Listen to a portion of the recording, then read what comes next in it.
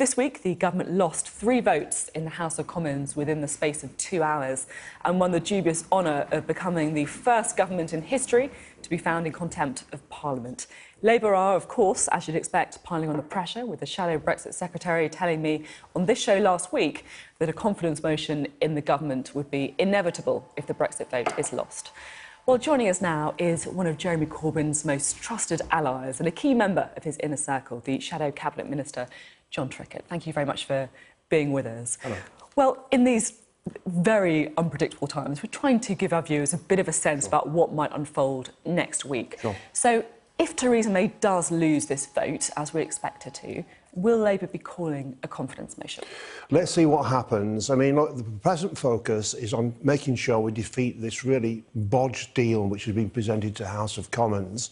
We don't know, though the media is saying we are going to win the vote, whether we'll win or not. We'll then see what our tactics need to be following that. And there's a number of possible scenarios, and I don't think it's possible to guess in advance exactly what's going to happen. Last week on the show, though, the Shadow Brexit Secretary, Keir Starmer, told me it was inevitable that Labour would call a confidence motion if she lost the vote.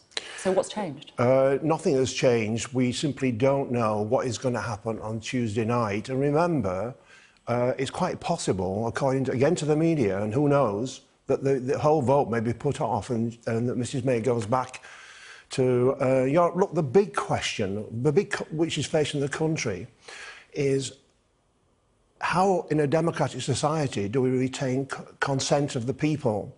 I think the Brexit vote shows that a significant body of people do not consent to the direction in which the country is being going. And I represent, if you like, Brexit Central. My seat is one of the strongest Brexit areas.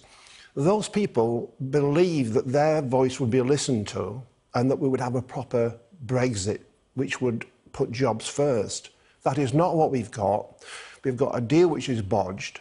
And Mrs May said there's no other alternative. Let's see what happens on Tuesday night. We need to defeat this. And we also, by the way, need to make sure that there's no cliff edge falling out of Brexit inadvertently with the disaster which would then follow. You're talking there about some pretty big themes, about people feeling not listened to, disconnected. Yeah. So what I don't understand then is calling a confidence motion would be Labour's big chance of getting into power. Why would you possibly give that up? We're not ruling anything out at the present time. I think we need to see what happens on the night. Nobody really knows. And I've sat with government ministers. You're speaking to some this morning, probably. Nobody knows, but we've got a pretty clear idea, haven't we? It's going to be difficult for her to win, isn't it?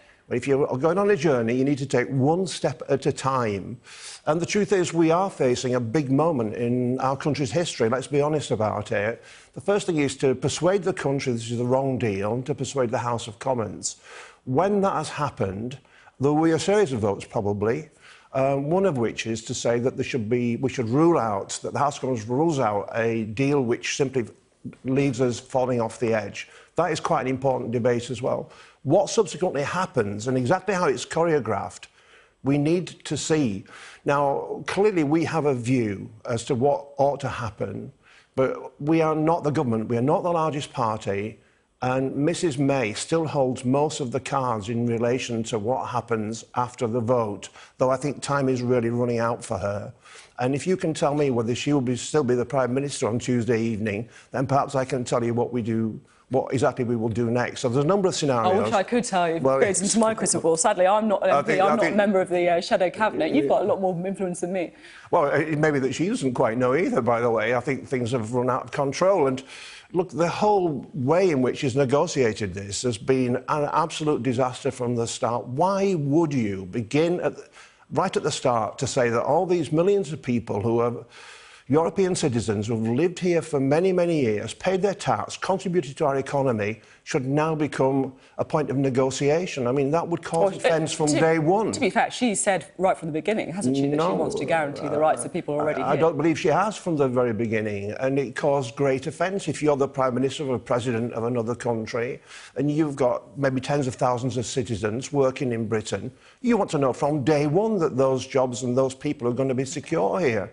So, and think the language has been used by some Tories about putting up the white flag and capitulation. It implies that Europe is somehow our enemies, rather than our allies, friends or long-term neighbours. So you described the negotiation as a disaster there, and I have to say it has been quite an extraordinary week for the government. We've got over 100 Conservative MPs saying that they can't support the Prime Minister's deal. They've become the first government in history to be found in contempt of Parliament. Yeah. So my question to you is, why hasn't Labour had a big lead in the polls? We can have a look at the latest poll, for example. I know this is just one poll, but an Ipsos-Mori poll on Friday, effectively saying that you're deadlocked.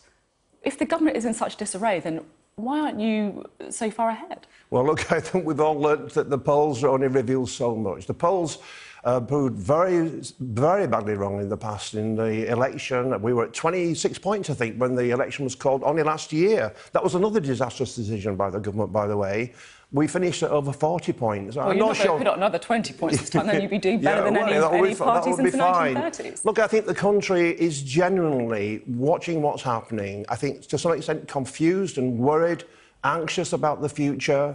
Look, and look at the kind of news which is happening all around us, you know, the universal credit, the explosion of wealth for the richest and other people living in very difficult conditions. The United Nations saying there are 15 million of our fellow citizens living in poverty, 250,000 children in Yorkshire in poverty.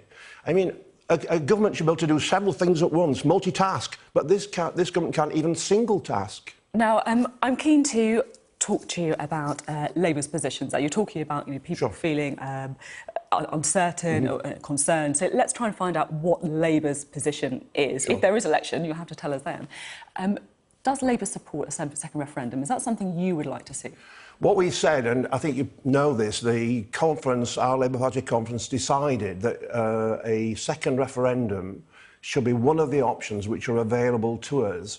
But again, if anybody can tell me exactly how this is going to emerge over time, then I think we can give you a clear and concrete answer. You have a chance to shape what happens, though, haven't you? Of course we can. It's not just about following events. This is really serious stuff. Of course, you've got a chance to shape. You're trying to pull me into a what-if question. No, I'm asking what Labour's policy is. No, it's a what if the vote happens on Tuesday night and we lose the vote. If the Tories lose the vote, what would then happen subsequently? And I don't think we can say that a referendum is the only possible alternative. And let me explain why. Because, as you know, we said that an election is probably our preferred choice. And the reason why we said that is because if a referendum were to take place in the present Parliament, who's to say that we will get out of the gridlock which the Parliament is in? And the election allows us to refresh the mandate, have a conversation with the wider population, and come back to Parliament, probably with some new MPs and different point of view, and take the argument forward at that stage. So our preferred option, very, very strongly, is that we refresh the Parliament, though we are ready to form a minority government, should that be necessary, and it could happen on Wednesday morning, and to begin to reset the negotiation and take the country forward in a much better direction. I just want to talk a little bit more about this second referendum question, because, as you said, you support a seat that voted very heavily for Brexit in West Yorkshire. What do you think the reaction would be by constituents in places like where you represent if there was another vote? Well, I think if people feel that a privileged political elite has decided by subterfuge to find a way of reversing the previous referendum, that would cause us some difficulty, and rightly so, because I started this discussion with you describing this sense in the country of what on earth's happening, this withdrawal of consent.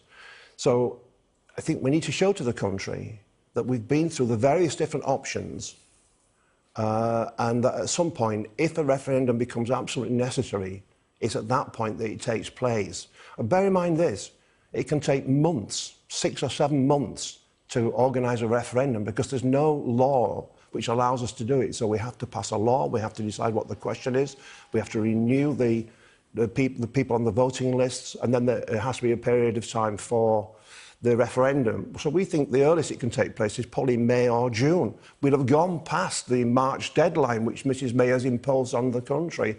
So there are some issues about a referendum which need to be addressed as well. But look, in the meantime, every day which passes is another day nearer to potential disaster. And we say we need to reset the negotiations straight away on a new basis and come forward with a different way of running our country and its relationship with Europe. Do you think that some MPs from all parties, from Labour, from the Conservatives, in southern seats, particularly London, do you think they really understand the sense of betrayal that some voters would feel if there was another referendum? I can't speak for other MPs, but what I know is it's visceral, it's deep in people's soul that this country needs to change direction in the constituency I represent, and I think across the north generally. And rightly so, because look what's happening to the communities which were the source of Britain's wealth in the Industrial Revolution over the centuries after that. And now that these areas have been deindustrialised, the jobs which are coming are temporary often, part-time, poorly paid, insecure. Our young people don't have a future unless they move out of the area. And I think all of that weighs heavily on people's minds when they're thinking of the future. I think Brexit was a vote to say we do not like the direction of the country. And so Labour's response has been a big response. We do need to change direction substantially and fundamentally and head in a new direction to rebuild all those communities. With all that in mind, yeah. Do you want to see us leave the EU now? Our line has been that... I'm asking, what do you think? What's your position, Jon Trickett? My view is clear. My history, everybody knows, is I was against going into the coal market all those years ago as a young man.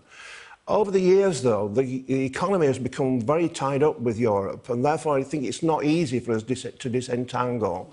So my position, and our position, by the way, has been that we need to stay, but we need to do fundamental and radical reform, because status quo, things as they are now... So you want us to stay now, even after having the referendum? No, we've decided that we are leaving because we've listened to the people's vote, which was an instruction from the people, a kind of contract between us and the people to accept the decision. So you think that we should leave? You were asking what our position was at the time of the Oh, no, now, referendum. I mean your position okay. now. Well, our position is quite clear. We accept the results of the referendum and we think that there is a way through this. And by the way, we think there's a way of not dividing the country. At the moment, we have a government which is trying to divide the country on the lines of how they voted in the referendum. I think there's a way of bringing the country back together again. This government has been appalling in the way it's divided people one against the other, and that must stop. OK, Jon Trickett, thank you very much. Thank you.